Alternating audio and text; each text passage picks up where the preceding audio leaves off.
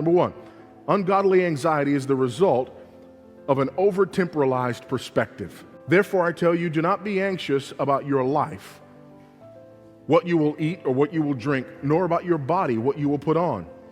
Don't be anxious about those temporal things. Don't have an over-temporalized perspective.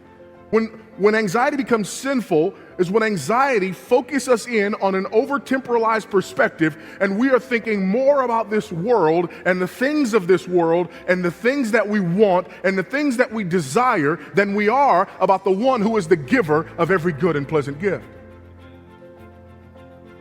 Because there is a brand of Christianity.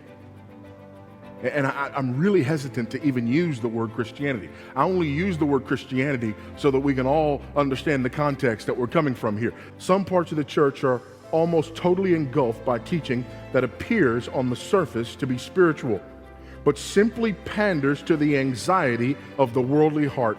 It offers health and wealth, happiness and joy as the inevitable accompaniments of faith.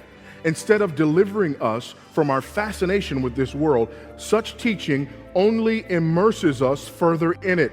We fall into the error of taking material prosperity as the ultimate mark of God's blessing, whereas Jesus tells us the mark of God's blessings are poverty of spirit, mourning for sin, and persecution for the sake of righteousness. Real spirituality is not seen in the gathering of wealth, but in being delivered from loving it, whether we possess it or do not have it. Amen. But it's happening all around us, folks. You turn on your television, and unfortunately, if you watch Christian television, the overwhelming majority of what you see is creating the kind of anxiety that Jesus is trying to deliver his people from. Because they're creating this picture of Christianity that says you exist to have things, to acquire things. How many of you have seen this book, The Secret? Y'all seen this book, The Secret?